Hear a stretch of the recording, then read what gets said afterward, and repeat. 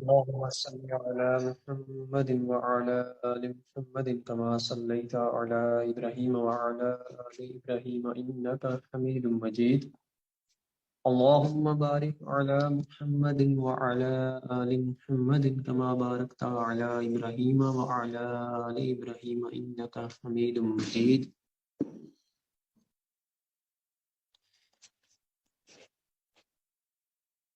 آج ہم سورہ فاتحہ کی آیت غیر المغضوب علیہم ولا الضالین اس کی تفسیر پڑھیں گے۔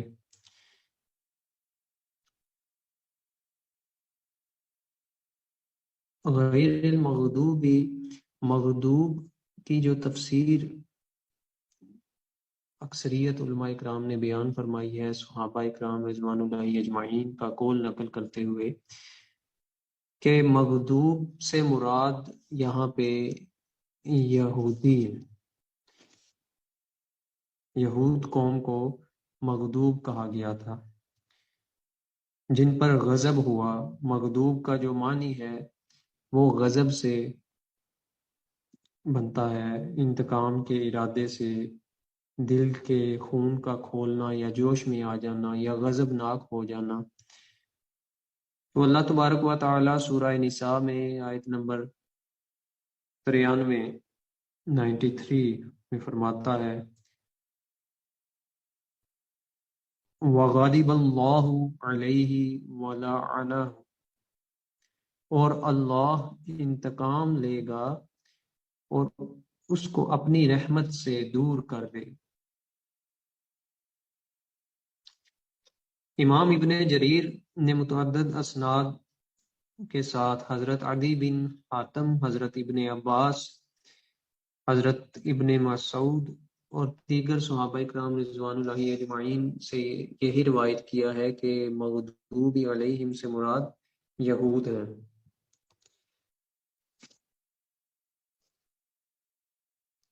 وَلَضَّالِّينَ، ضلال کے جو معنی ہیں، علامہ راغب اصفہانی لکھتے ہیں کہ طریق مستقیم یعنی سیدھے رستے سے ہٹ جانا، اعراض کرنا، اس کو ضلال کہتے ہیں۔ گمراہ ہو جانا، انحراف کر دینا، کم یا زیادہ ہو جانا۔ بنی اسرائیل سورہ آیت نمبر 15 میں،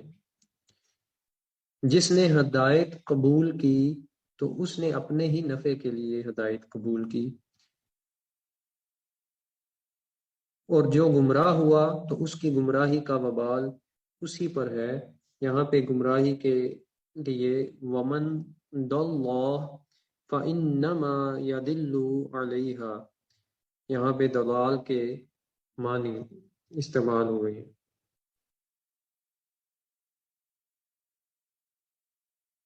اور اسی ضمن میں جب جس طرح کل یہ عرض کی کہ ہدایت پہ ہونے کے باوجود ہدایت مانگنا کیسا ہے، وہ کس نظریے میں ہے، تو وہ اس میں سے ایک یہ بات تھی کہ استقامت کی دعا کرنا، کہ ہدایت تو مل گئی ہے، اب اس پہ استقامت بھی حاصل ہو۔ اکثر بزرگان دین نے اپنی کتب میں اس بات کو لکھا ہے، اور اولیاء اکرام کے ساتھ منسوب ہے کہ آقا علیہ الصلوۃ والسلام مبارک کی خواب میں زیارت ہوئی ایک صاحب کو، اور پوچھا کہ یا رسول اللہ صلی اللہ علیہ وسلم، کس چیز نے، وہ یہ حدیث پاک میں بھی بیان ہے کہ مجھے سورہ ہود نے اور اس کے نظائر نے بوڑھا کر دیا، تو پوچھا کہ کس سورہ ہود کی کس آیت نے آپ صلی اللہ علیہ وسلم کو بوڑھا کر دیا۔ یہاں بڑھاپے سے مراد کے آپ مبارک کی جو بال ہیں وہ سفید ہو گئے، تو فرمایا کہ فَاسْتَقِمْ كَمَا أُمِرْتَ۔ سورہ ہود کی اس آیت میں حکم ہوا کہ قائم رہیں، استقامت اختیار کریں، آپ بھی اور آپ کے ساتھ والے بھی۔ تو قائم رہنا، استقامت اختیار کرنا، صالحین فرماتے ہیں استقامت ہی اصل کرامت ہے۔ جس کو اس استقامت حاصل ہو گئی شریعت مطہرہ صلی اللہ علیہ وسلم پر، نیک اعمال پر، تو یہی اس کے لیے بہت بڑی کرامت ہے۔ کسی عمل پہ قائم ہو جانا، اللہ تبارک و تعالیٰ کو کسی کا استقامت اختیار کرنا زیادہ محبوب ہے بجائے اس کے کہ وہ کبھی عمل کرے کبھی چھوڑ دے۔ بعض لوگ اکثر اوقات ایک رات شب بیداری کی ہے، 100 نفل پڑھ دیے ہیں، پھر چھوڑ دیا ہے، پھر کچھ دن بعد پڑھے ہیں چھوڑ دیا ہے۔ اسی طرح حدیث پاک میں آتا ہے، آقا علیہ الصلوۃ والسلام مبارک نے ایک صحابی سے فرمایا کہ تم ان لوگوں میں سے نہ ہو جانا جو پہلے رات کو اٹھا کرتے تھے، قیام کیا کرتے تھے، اور پھر انہوں نے اس کو چھوڑ دیا۔ اسی لیے فرمایا گیا ہے کہ جو تہجد کی نماز ہے، جو لوگ تہجد گزار ہیں، جب اس کو شروع کریں تو پھر اس پہ قائم بھی رہیں، اسے چھوڑیں نہ۔ فرض تو نہیں ہے تہجد، ہے تو نفلی عبادت ہے، لیکن اللہ تبارک و تعالیٰ کو وہ عمل آپ کا پسند ہے جو تسلسل کے ساتھ چلے، استقامت کے ساتھ چلے۔ جیسا کہ اب ہم نے یہ درس قرآن کا سلسلہ شروع کیا، تو اگر ہم کچھ دن قرآن پاک کی تلاوت کرتے ہیں، اس کو سمجھتے ہیں، یا تھوڑا عرصہ کرتے ہیں، یا رمضان شریف میں ہم قرآن پاک کی تلاوت زیادہ کرتے ہیں، ذکر اذکار کریں، اور پھر رمضان شریف کے گزرنے کے بعد ہم اسے چھوڑ دیں، تو یہ عمل اللہ تبارک و تعالیٰ کو ناپسندیدہ ہے۔ تقاضا یہ ہے کہ بے شک تھوڑا عمل کرو لیکن ہمیشگی کے ساتھ کرو۔ ایک شخص جو صرف 2 رکعت تہجد پڑھے، نفل پڑھے، لیکن ہمیشہ پڑھے، اللہ تبارک و تعالیٰ کو یہ عمل اس کا زیادہ محبوب ہے بجائے اس کے کہ کوئی 100 رکعت پڑھے، کبھی پڑھ لے کبھی چھوڑ دے۔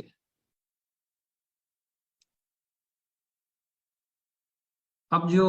لفظ دولال ہے ولدالین کی نسبت سے، اس سے قبل میں یہ عرض کر چکا ہوں کہ عربی زبان بڑی وسعت والی زبان ہے، اس میں ایک لفظ کے کئی معنی استعمال ہوتے ہیں، لہٰذا جو قرآن پاک کا ترجمہ ہے اس کے اندر ترجمہ کرنے والے مختلف مکتبہ فکر سے، مختلف مزاج کے لوگ ہیں، ان میں سے اکثریت نے ترجمے کے ساتھ انصاف نہیں کیا، کیونکہ انہوں نے ایک ہی لفظ ہے، اگر دلال گمراہی کا لفظ ہے، گمراہ ہونے کے بارے میں اس کا حکم ہے، تو اسی لفظ کو ہر کنٹیکسٹ میں ہر جگہ اسی کو بیان کر دیا ہے، چاہے وہ لفظ کہیں پہ انبیاء علیہ الصلوۃ والسلام کے بارے میں لکھا جا رہا ہو، یا وہ کفار کے لیے لکھا جا رہا ہو، یا منافقین کے لیے آ رہا ہو، ایک ہی جگہ ایک ہی طرز میں سارے تراجم کر دیے۔ یہ نہ دیکھا گیا کہ یہاں پہ اس کا معنی کون سا لینا چاہیے تھا۔ ہر لفظ کے کئی معنی ہیں، جملے کے مطابق، مضمون کے مطابق اس کا معنی بدل جاتا ہے۔ اگر ایک لفظ اللہ اور اللہ کے محبوب صلی اللہ علیہ وسلم کے لیے استعمال ہو رہا ہے تو اس کا وہ معنی لیا جائے گا جو سب سے اعلیٰ اور عرفہ ہوگا۔ اسی لیے میں اکثر یہ کہتا ہوں کہ جب بھی یہ پوچھا جاتا ہے کہ ہم کون سا ترجمہ پڑھیں، تو یہی عرض کی جاتی ہے کہ وہ ترجمہ پڑھیں کہ جس کے اندر اللہ اور اللہ کے محبوب صلی اللہ علیہ وسلم یا انبیاء اکرام کے لیے اعلیٰ سے اعلیٰ ترین ادب کے الفاظ استعمال ہوئے ہوں۔ اور ہمارے ہاں اس چیز کا ایک رواج بھی ہے، قرآن پاک کے تراجم میں بھی، کتابوں میں بھی، اور اکثر نعتوں کے اندر بھی ہم آقا کریم صلی اللہ علیہ وسلم کے لیے تم، تیرا، تمہارا جیسے الفاظ کا استعمال کرتے ہیں، جبکہ ہم اپنے سگے باپ کو کبھی تم یا تیرا تمہارا نہیں کہتے، اپنے بزرگوں کو کبھی تم، تیرا، تمہارا سے مخاطب نہیں کرتے۔ تو جن کے لیے ہر شے ہے، جن پہ سارے رشتے قربان ہیں، جن کی عزت کل کائنات سے بڑھ کے ہے، ان کے لیے ہم یہ الفاظ کس طرح گوارا کر لیتے ہیں؟ تو لہٰذا ہر ایسی چیز سے بچیں۔ آپ کے لیے ضروری نہیں کہ آپ وہی نعت پڑھیں، آپ وہی الفاظ پڑھیں کہ جس میں تم یا تیرا تمہارا ہو۔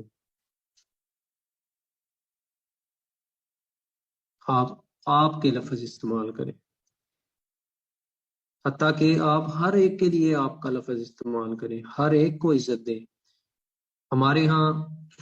ہم چھوٹوں کو تم اور تیرا کہنا شروع کرتے ہیں جب وہ ہماری اولادیں چھوٹی ہوتی ہیں، بچپنے میں ہوتی ہیں، تو وہ پھر ہم سے تم اور تیرا ہی سیکھتی ہیں۔ اگر ہم اپنے چھوٹوں کو بھی آپ کہہ کے مخاطب کریں گے تو ان کو آپ کہنے کی عادت پڑ جائے گی، وہ پھر ہر ایک کو آپ کہہ کے ہی مخاطب کریں گے۔ یہ اردو زبان کے حوالے سے ساری میں گفتگو کر رہا ہوں، ادب کے الفاظ کی۔ اب اس کی مثال یہ ہے، یہ دلال کا جو لفظ ہے یہ مختلف جگہوں میں قرآن پاک میں مختلف انداز میں آیا ہے۔ حضرت یعقوب علیہ السلام کے لیے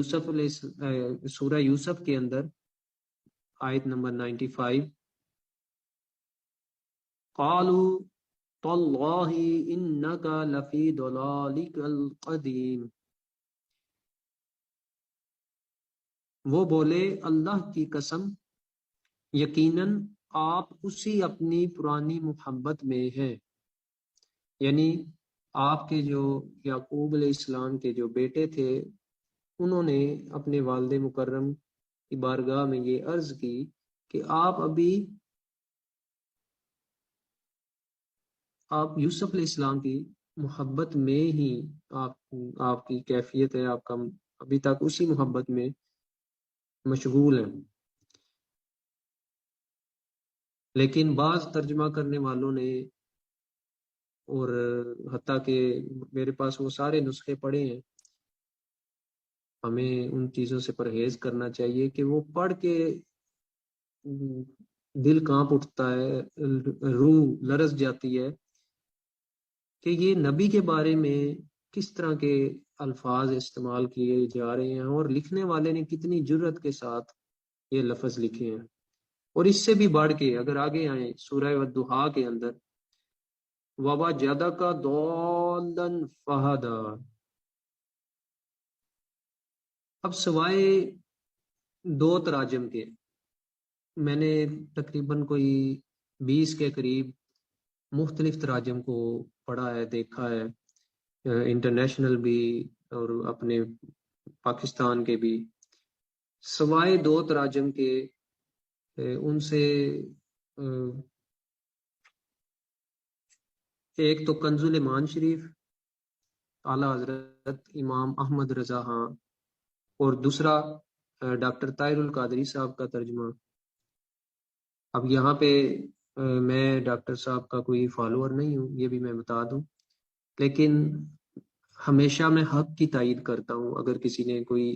ٹھیک کام کیا ہے، اچھا کام کیا ہے، ذاتی اختلافات ہونا نہ ہونا وہ ایک الگ چیز ہے، لیکن ترجمے کی حد تک اگر دیکھا جائے تو اعلیٰ ترین ادب کے الفاظ استعمال کیے گئے ہیں۔ اور کوئی اس کے علاوہ ترجمہ میری نظر سے نہیں گزرا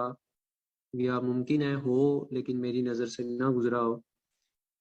جس میں اس آیت میں ترجمے کا حقیقی حق ادا کیا ہو۔ انہوں نے ترجمہ کیا اور آپ کو وارفتہ پایا، بریکٹ میں دیا وضاحت کے لیے، اپنی محبت میں وارفتہ پایا تو راہ دی، یعنی امت کی طرف۔ اب معاذ اللہ ثم معاذ اللہ،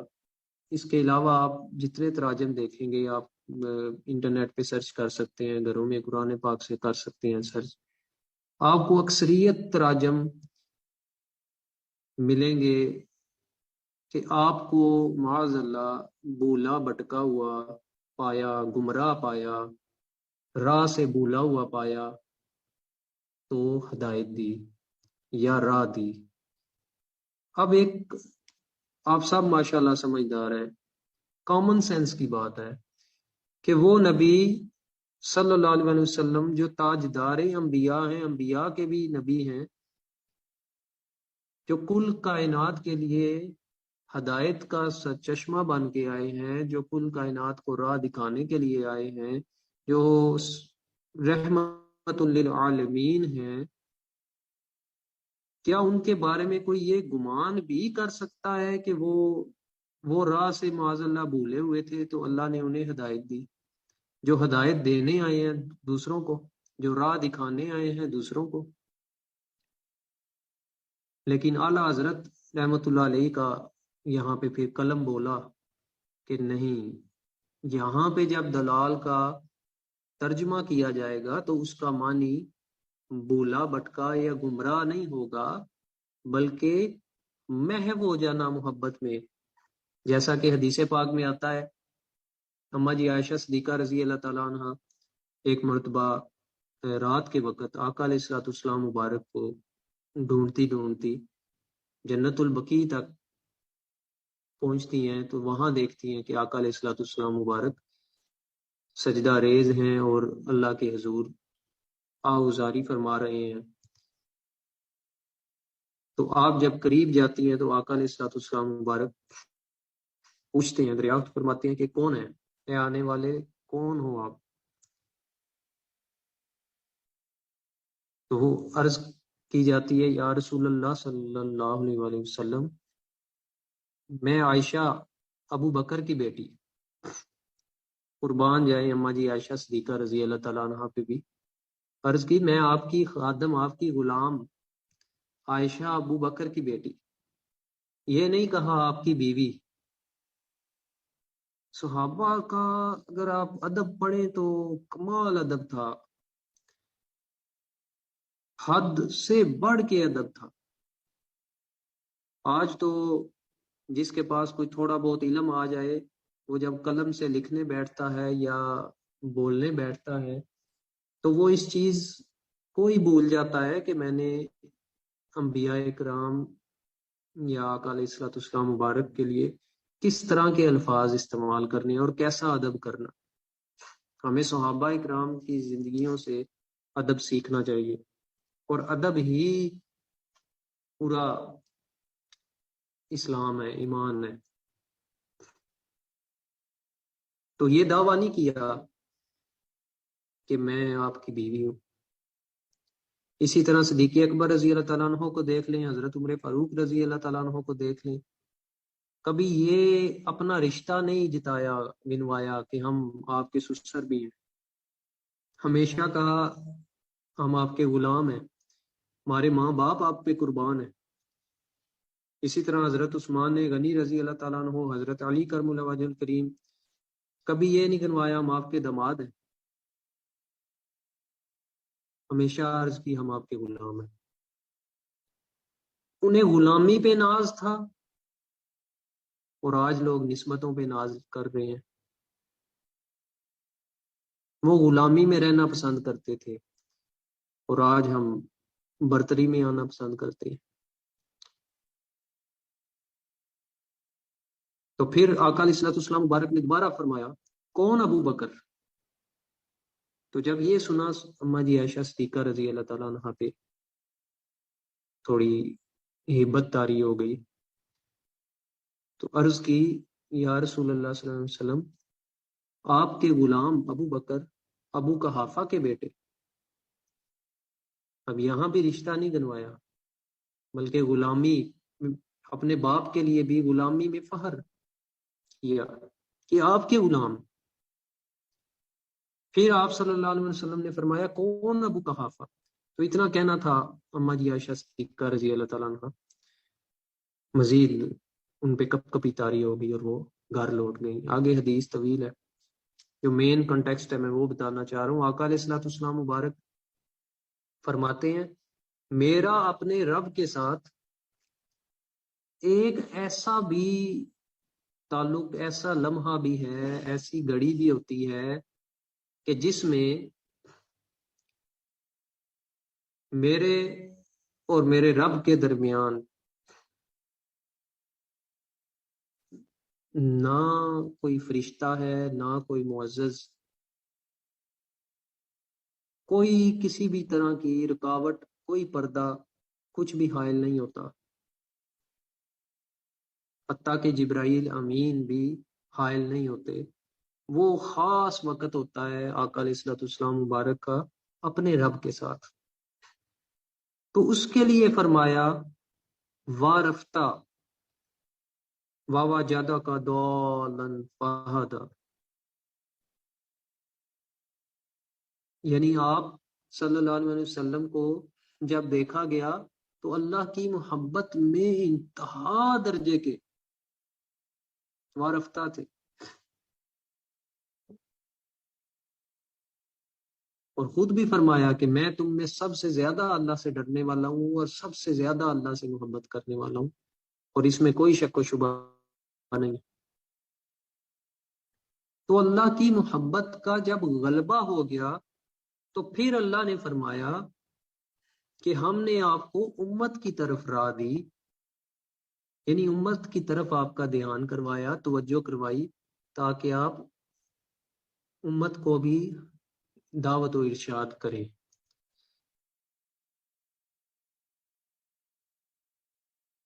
تو اسی طرح بعض جگہوں پہ دلال کا مطلب بھولے ہوئے کا بھی آتا ہے۔ سورہ بقرہ آیت نمبر 282، ان تدل، یہاں پہ اب تدل کا لفظ آ رہا ہے، یہاں پہ دلال نسیان کے معنی میں ہے، بھولنے کے، کہ ان دو میں سے کوئی ایک عورتوں کے بارے میں جو ایک گواہی کا، دو عورتوں کی گواہی کا حکم ہے، وہ کیوں ہے؟ اکثر یہ بھی سوال پوچھا جاتا ہے کہ عورت کی گواہی آدھی کیوں ہے؟ تو اللہ فرماتا ہے کہ ان دو میں سے کوئی ایک بھول جائے تو ان میں سے دوسری اس کو یاد دلائے۔ یہ عورتوں کے ساتھ ایک خاص چیز منسوب ہے بھول جانے کی، اکثر اوقات بھول جایا کرتی ہیں، نسیان کی وجہ سے ان کی گواہی آدھی ہے، بعض کا جذبات کا غلبہ ہوتا ہے، اس کی وجہ سے یہ نسیان ہو جاتا ہے۔ اور کسی جگہ پہ یہاں گمراہ ہونے کا بھی مختلف آیات ہیں۔ سورہ شعراء آیت نمبر 20 ہے، یہ حوالہ جات آپ تک پہنچ جائیں گے انشاءاللہ۔ سورہ نساء آیت نمبر 136 ہے، پھر سورہ نساء آیت نمبر 167 ہے، اسی طرح سورہ طٰہٰ آیت نمبر 52 ہے۔ ان سب میں دلال کے مختلف معنی آئے ہیں، لیکن ایک مومن کے لیے یہ زیب نہیں دیتا کہ وہ جب یہی الفاظ ہمارے ہم آپ سارے ماشاءاللہ ایجوکیٹڈ ہیں، آپ نے دیکھا ہوگا انگلش کے اندر، انگلش پڑھتے ہیں تو اس میں سینونیمز ہوتے ہیں بہت زیادہ، حالانکہ انگلش زبان کوئی اتنی وسعت والی نہیں ہے جتنی عربی ہے۔ عربی میں تو اکثر الفاظ ایسے بھی ہیں جن کے 70 معنی بھی ہیں۔ اب جیسے ایک لفظ ہے صلاۃ، احادیث میں آیا ہے، اب صلاۃ کا معنی نماز بھی ہے، صلاۃ کا معنی درود بھی ہے، بعض جگہوں پہ اس کا معنی نماز لیا جاتا ہے، بعض جگہوں پہ اس کا معنی درود لیا جاتا ہے۔ تو جس طرح کا کنٹیکسٹ ہوگا، اس کے سیاق و سباق کو دیکھتے ہوئے، اس کے موضوع کو دیکھتے ہوئے، اس کے درجے کو دیکھتے ہوئے، اس طریقے کا، اس طرح کا معنی لیا جائے گا۔ اور جسے یہ شعور ہی نہیں کہ میں نے کس درجے کا، کس مقام کا لفظ استعمال کرنا ہے، وہ جس طرح سیدھا سیدھا اس نے پڑھا، لفظی ترجمے اس نے یاد کیے، اس نے ویسا ویسا لکھ دیا، وہ کس طرح قرآن کا ترجمہ کر سکتا ہے؟ تو امام ابن جریر لکھتے ہیں کہ حضرت ابن مسعود رضی اللہ تعالیٰ عنہ اور کئی اصحاب رضی اللہ عنہم سے مروی ہے کہ رسول اللہ صلی اللہ علیہ وسلم نے فرمایا، ضالین سے مراد نصارہ ہیں، یعنی وہ ہیں کہ جو بھٹک گئے تھے،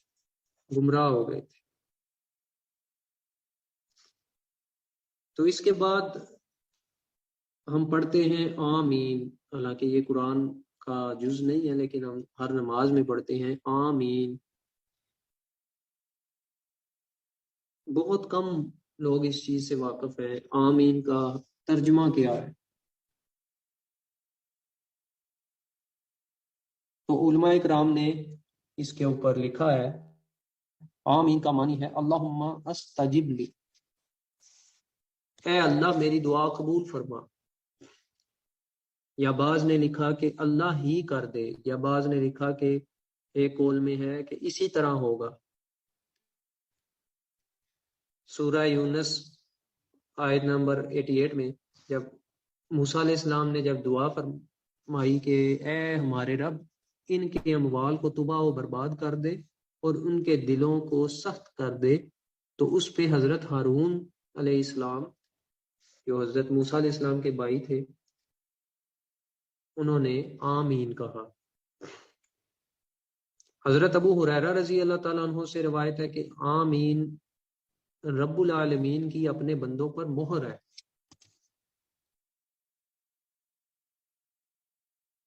اور رسول اللہ صلی اللہ علیہ وسلم نے فرمایا، صحیح بخاری شریف کی حدیث ہے، مسلم شریف میں بھی، ابو داؤد میں بھی، نسائی میں بھی، امام مالک نے بھی اسے نقل کیا ہے، امام احمد نے بھی، کہ حضرت ابو ہریرہ رضی اللہ تعالیٰ عنہ روایت کرتے ہیں اس کو کہ جب تم میں سے کوئی شخص آمین کہتا ہے تو آسمان میں فرشتے آمین کہتے ہیں، پس جب ایک فریق کی آمین دوسرے کے موافق ہو جائے تو اس کے پچھلے گناہ معاف کر دیے جاتے ہیں۔ یعنی جب نماز کے اندر ہم آمین کہتے ہیں تو اگر ہماری آمین فرشتوں کی آمین کے موافق ہو جائے تو گناہ پچھلے معاف کر دیے جاتے ہیں۔ حضرت ابو دردہ رضی اللہ تعالیٰ عنہ بیان کرتے ہیں کہ رسول اللہ صلی اللہ علیہ وسلم نے فرمایا، جب کوئی شخص اپنے مسلمان بھائی کے لیے پس پشت دعا کرتا ہے، یعنی اس کی غیر موجودگی میں دعا کرتا ہے، تو وہ قبول ہوتی ہے۔ جب بھی وہ اپنے بھائی کے لیے خیر کی دعا کرتا ہے تو اس کے پاس کھڑا ہوا ایک فرشتہ آمین کہتا ہے، اور وہ فرشتہ اس کے لیے بھی وہی دعا کرتا ہے۔ یعنی کہ اپنے بھائی کی غیر موجودگی میں اس کے لیے دعا کرنے کی بہت فضیلت ہے۔ اپنے مسلمان بھائی کے لیے اس کی غیر موجودگی میں دعا کیا کریں۔ اور ایک حدیث پاک میں یہ ہے آمین کی فضیلت میں، سنن ابن ماجہ کے اندر یہ حدیث نقل ہے، حضرت ابن عباس رضی اللہ تعالیٰ عنہما اس کو روایت کرتے ہیں کہ یہود تم سے کسی چیز پر اتنا حسد نہیں کرتے جتنا وہ تم سے آمین پر حسد کرتے ہیں، سو تم بکثرت آمین کہا کرو۔ سبحان اللہ۔ تو اس میں کتنا بڑا فائدہ ہے، کتنی اس میں فضیلت ہوگی آمین کہنے میں۔ تو یہاں ہماری سورہ فاتحہ شریف کی یہ مختصر سی تفسیر جس میں میں نے زیادہ پیچیدگیوں اور گہرائیوں کے اندر تفسیر نہیں کی، سادہ سادہ عام فہم جو آپ کو بآسانی سمجھ میں آ سکے اور جس کی زیادہ ضرورت بھی ہے تربیت و اصلاح کے پوائنٹ آف ویو سے بھی، تو وہ یہاں پہ ہماری اختتام پذیر ہوتی ہے۔ اس میں کافی ساری چیزیں جو میں نے ان کو رپیٹ نہیں کیا، حوالہ جات، وہ انشاءاللہ آپ کو ریٹن فارم میں ملتے ہیں اور آئندہ بھی وہ ملیں گے۔ اب چند سوالات ہیں، میں اس کی طرف آتا ہوں جو پچھلی تفاسیر ہوئی تھیں ان سے ریلیٹڈ۔ اگر کسی کا کوئی اس کے علاوہ بھی جو ابھی تک تفسیر ہوئی ہے اس میں سے کوئی سوال ہو تو وہ چیٹ کے اندر سینڈ کر سکتا ہے۔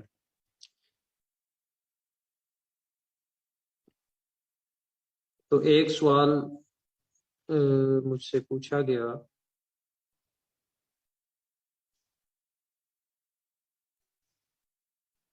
نبی کریم صلی اللہ علیہ وسلم کے ظاہری پردہ فرما جانے کے حوالے سے حیات نبی صلی اللہ علیہ وسلم کا جو میں نے ذکر کیا کہ آقا علیہ الصلوۃ والسلام مبارک آج بھی اسی طرح اپنے روزہ اطہر میں موجود ہیں، حیات ہیں، اپنی امت کو سنتے بھی ہیں، امت کے لیے دعائے خیر فرماتے ہیں۔ آپ صلی اللہ علیہ وسلم پہ مختلف روایات موجود ہیں، آپ صلی اللہ علیہ وسلم پر درود پاک جب بھیجا جاتا ہے تو وہ حدیث پاک سے ثابت ہے کہ وہ آپ صلی اللہ علیہ وسلم کو پیش کیا جاتا ہے ہر بندے کے نام کے ساتھ اور اس کے والد کے نام کے ساتھ، اور ساتھ یہ بھی فرمایا کہ جو میرے محبت والے ہیں، جو صدق دل سے خلوص کے ساتھ مجھ پہ درود پڑھتے ہیں، ان کا درود تو میں خود سماعت فرماتا ہوں۔ اب حیات نبی صلی اللہ علیہ وسلم کی جو سب سے بڑی دلیل قرآن پاک کے اندر موجود ہے، وہ کوئی بھی عام فہم جو تھوڑی سی بھی کامن سینس رکھتا ہے وہ اس چیز کو تسلیم کرے گا، اور جو حیات نبی صلی اللہ علیہ وسلم کا منکر ہے در حقیقت وہ چلتا پھرتا مردہ ہے، جو قرآن میں جس کا ذکر ہے اس کا اپنا دل مردہ ہے، اس کا ضمیر مردہ ہے۔ سب سے پہلے تو ہم کلمہ شریف پڑھتے ہیں، پہلا کلمہ لا الہ الا اللہ محمد رسول اللہ صلی اللہ علیہ وسلم، کہ نہیں کوئی معبود، نہیں کوئی عبادت کے لائق سوائے اللہ کے،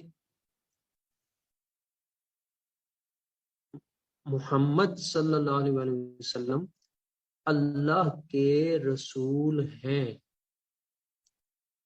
پوری دنیا میں تمام مکاتب فکر میں، تمام کتب میں کہیں بھی کلمہ پاک کا جو ترجمہ ہے آپ کو تھے کا لفظ نہیں ملے گا، ہیں کا لفظ ملے گا۔ تو اگر ہیں تو وہ آج بھی ہیں۔ قرآن پاک کے اندر سورہ بقرہ آیت نمبر 154 میں اللہ تبارک و تعالیٰ فرماتا ہے، ترجمہ، وہ لوگ جو اللہ کی راہ میں قتل کیے جائیں یعنی شہید ہو جائیں، انہیں مردہ گمان بھی نہ کرو، بلکہ وہ زندہ ہیں لیکن تمہیں ان کی زندگی کا شعور نہیں ہے۔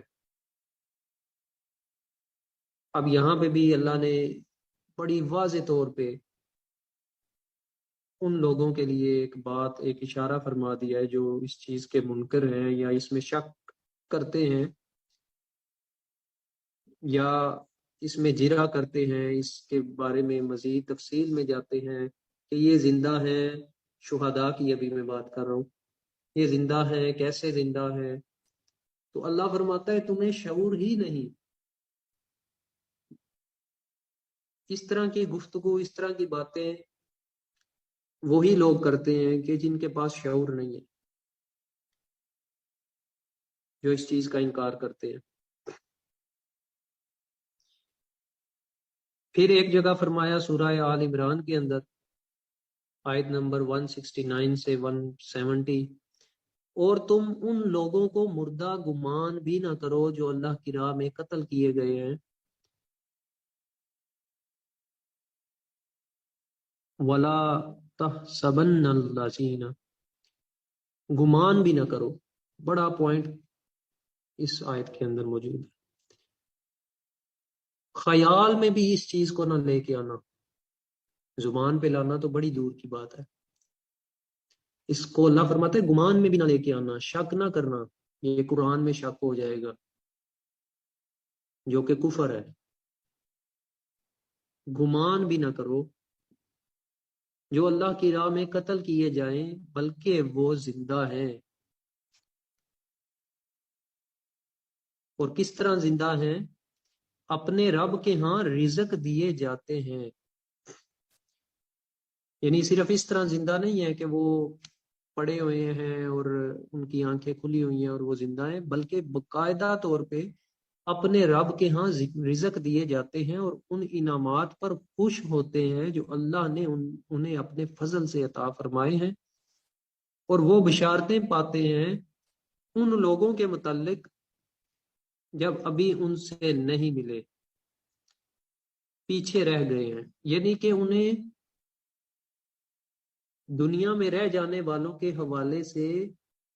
خبریں دی جاتی ہیں، انہیں بشارتیں سنائی جاتی ہیں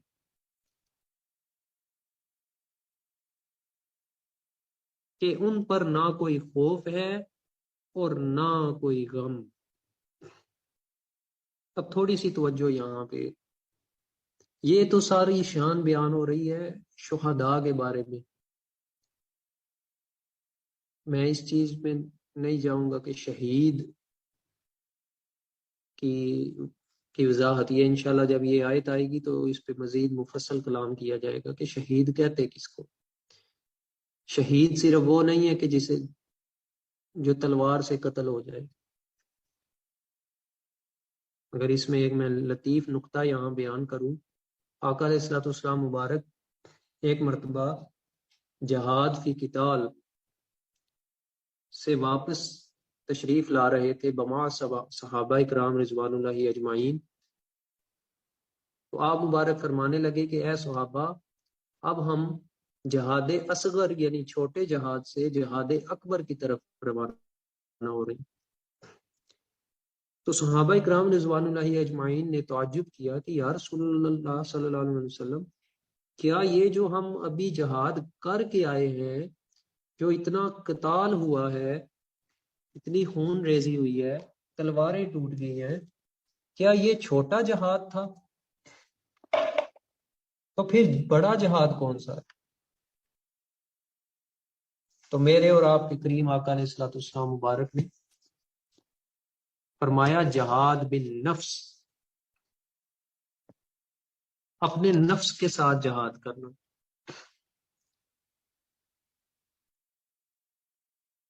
اور نفس کے ساتھ جو جہاد کرتا ہے وہ اللہ کو پا لیتا ہے، وہ اللہ کی محبت میں فنا ہو جاتا ہے، اور وہ جو اللہ کی محبت میں فنا ہو جائے، اللہ کے عشق میں فنا ہو کر دنیا سے چلا جائے، وہ بھی شہید اکبر ہے۔ خیر، یہ ٹاپک، یہ کنٹیکسٹ ایک الگ ہے، اس پہ انشاءاللہ جب یہ آیات آئیں گی تو مفصل کلام کریں گے۔ شہید کا یہ درجہ ہے کہ اسے مردہ گمان بھی نہ کرو، اور کل ہم نے 4 افراد کے بارے میں پڑھا ہے، ہدایت والے، انبیاء کرام، شہداء، صدیقین، شہداء اور صالحین، ان کی ترتیب بھی ایسے ہی ہے اور درجے بھی ایسے ہی۔ پہلا درجہ صالحین کا، پھر شہداء کا، پھر صدیقین کا، پھر انبیاء کا۔ اگر شہید کے لیے یہ درجہ ہے کہ اسے رزق دیا جاتا ہے اور اس پہ انعام کیا جاتا ہے،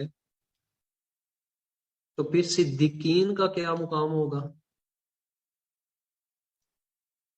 کیا شہید زندہ ہے اور صدیق معاذ اللہ وہ مردہ ہوگا؟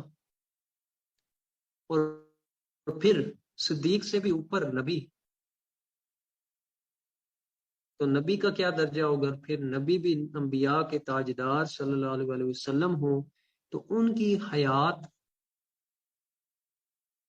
کا کیا عالم ہوگا؟ جبکہ شہید ہونے والے ان کے امتی ہیں، ان کا یہ مقام ہے، تو نبی کا کیا مقام ہوگا؟ اس کے باوجود جن کی عقلوں پر پردے پڑے ہیں وہ اس چیز کو سمجھنے سے قاصر ہیں۔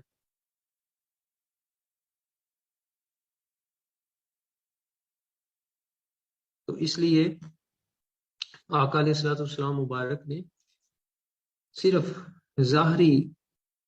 پردہ فرمایا ہے، آپ اسی طرح آج بھی موجود ہیں، اسی لیے آپ پہ درود پاک پڑھا جاتا ہے، سلام پڑھا جاتا ہے۔ پھر اس کے بعد یہ سوال ہوا، اور یہ بات میں اس وقت کرنا بھی چاہ رہا تھا لیکن شاید بات بدل گئی تھی، اس لیے یہ ادھوری رہ گئی، کہ پوچھا گیا کہ آپ نے کہا تھا کہ جو مزاروں پہ سجدے کرتے ہیں یا کوئی پیروں کو سجدہ کرتا ہے، جو اس طرح کی حرکات کرے تو یہ جہالت ہے، شرک نہیں ہے۔ تو یہاں میں نے یہ عرض کی تھی کہ جہالت میں اور شرک میں فرق ہے۔ ایک بندہ سرے سے ہی جاہل ہے اور اس نے اس چیز کو پڑھا ہی نہیں ہے، سمجھا ہی نہیں ہے کہ یہ جو میں کر رہا ہوں یہ کیا ہے، وہ جاہل ہے۔ اور اگر بالفرض کوئی ایسا ہو بھی جائے کہ جسے اس بات کا، اول تو ایسا ہے نہیں ہے، جسے اس بات کا علم ہو کہ میں یہ سجدہ کر رہا ہوں، اور جب تک وہ یہ گمان نہیں کرے گا یہ چیز حرام ہے، سجدہ کرنا اس کا وہ حرام ہے، تعظیمی سجدہ بھی حرام ہے، لیکن اگر اس نے یہ گمان نہیں کیا کہ جس کو میں سجدہ کر رہا ہوں یہ خدا ہے، یہ معبود ہے، یہ رب ہے،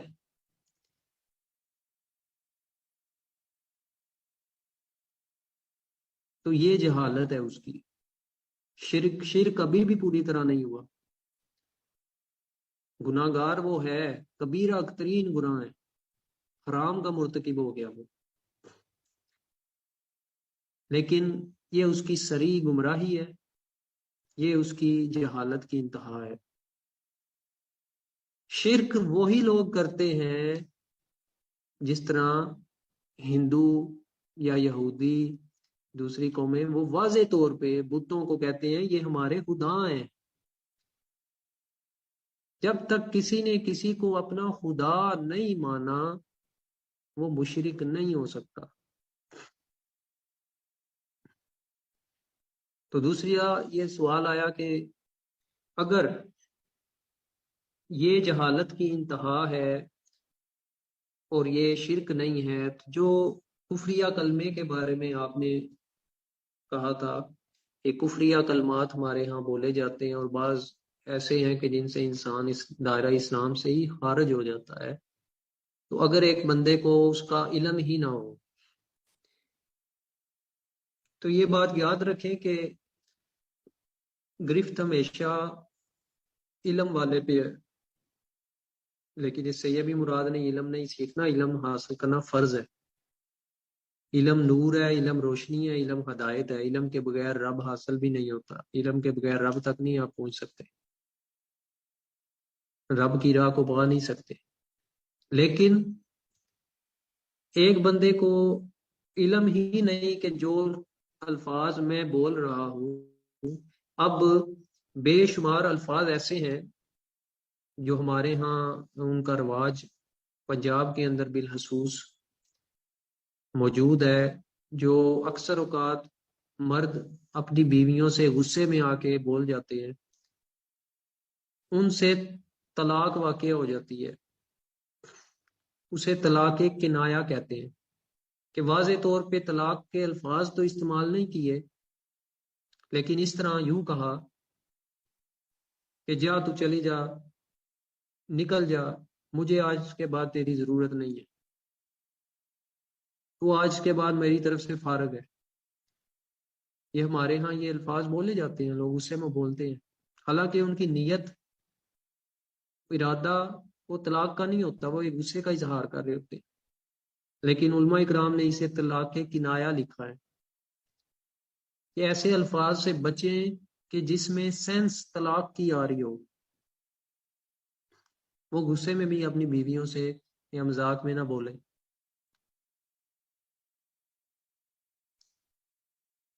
لیکن اس چیز کا علم حاصل کرنا بھی فرض ہے۔ یہ خوشی کی بات نہیں کہ ہمیں علم ہی نہیں تھا تو اس لیے ہم پہ گرفت نہیں ہے۔ یہ بات ٹھیک ہے، گرفت اسی پہ ہے کہ جس کو علم ہے۔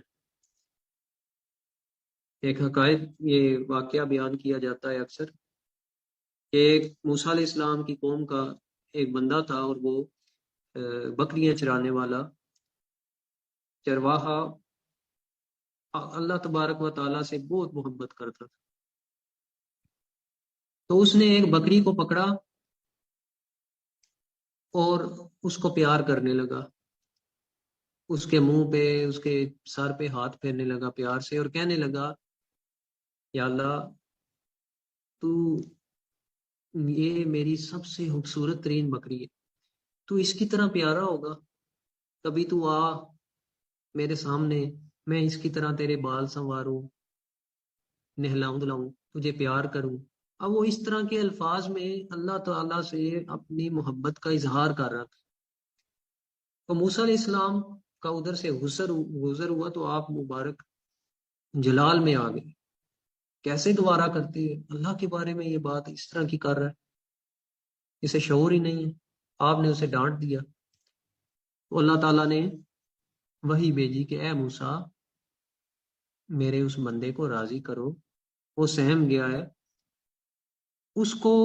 عقل اور شعور ہی اتنا ہے، اس کو میرے بارے میں پتہ ہی اتنا ہے جتنی کہ وہ بات کر رہا ہے، لیکن وہ مجھ سے محبت کرتا ہے۔ تو یہ ایک معاملہ الگ ہے۔ لیکن اگر کوئی جان بوجھ کے اپنی محفلوں کو زیادہ مزین کرنے کے لیے وہ دھیان ہی نہ کرے کہ وہ کیا بول رہا ہے، وہ غور و فکر ہی چھوڑ دے، جو منہ میں آئے بول جائے، یا جان بوجھ کے پتہ ہونے کے باوجود وہ اپنے دوست احباب کے ساتھ شریعت کے ارکان کا مذاق اڑا دے، ان کے لیے گرفت ہے۔ جس کو تھوڑی سی بھی سینس ہے، شعور ہے، علم ہے، اس کے اوپر پکڑ ہے، اور وہ بندہ دائرہ اسلام سے خارج ہو سکتا ہے۔ اس کے لیے تجدید ایمان کرنا واجب ہے۔ اسی لیے ہم نے اپنے بزرگوں سے یہ سیکھا ہے کہ روزانہ کم از کم ایک دفعہ رات کو سوتے وقت کلمہ شریف پڑھا کریں یا 3 کلمے پڑھا کریں، اور ساتھ ایمان کی صفتیں، ایمان مفصل، ایمان مجمل پڑھا کریں، کہ کہیں اگر خدا نہ خواستہ آپ کی زبان سے کوئی ایسا لفظ نکل ہی گیا ہو تو آپ پہ وہ اس کی گرفت نہ ہو، آپ کی توبہ ہو جائے، آپ کی تجدید ہو جائے۔ تو لہٰذا اس چیز کا علم حاصل کرنا بہت ضروری ہے کہ کفری یا کلمات کس طرح کے ہوتے ہیں،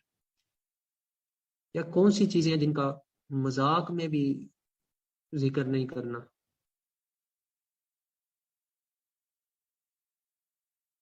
کہ جمعہ کے دن سلام پڑھا جاتا ہے، بہت سے لوگ یہ کہتے ہیں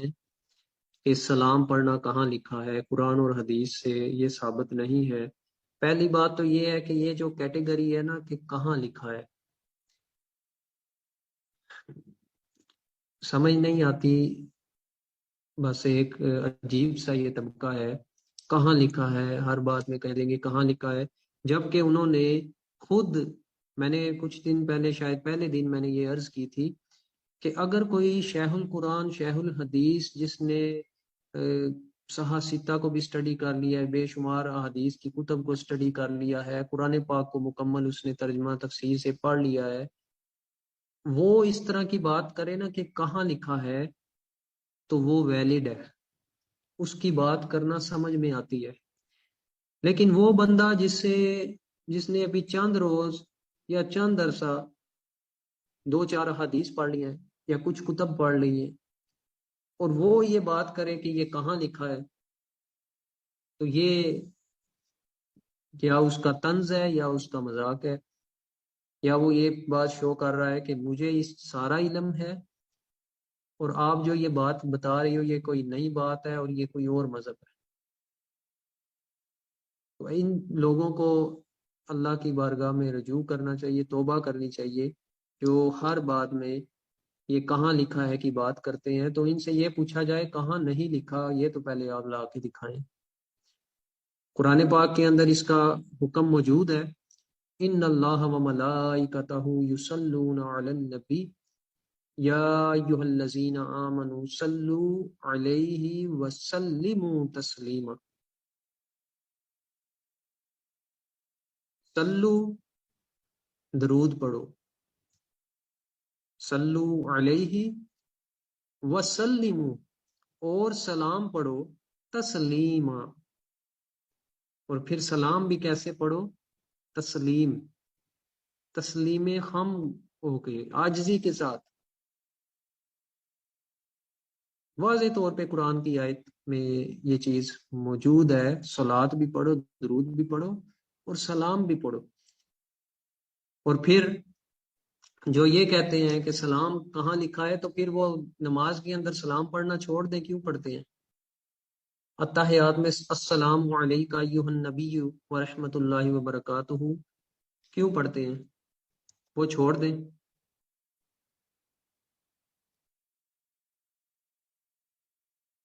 تو جمعہ کا دن ہو، اور جمعے کے دن ہی کیوں پڑھا جاتا ہے زیادہ تر؟ کیونکہ جمعے کے دن درود اور سلام پڑھنے کی فضیلت زیادہ ہے۔ بعض روایات میں یہ ہے کہ میں جمعے کے دن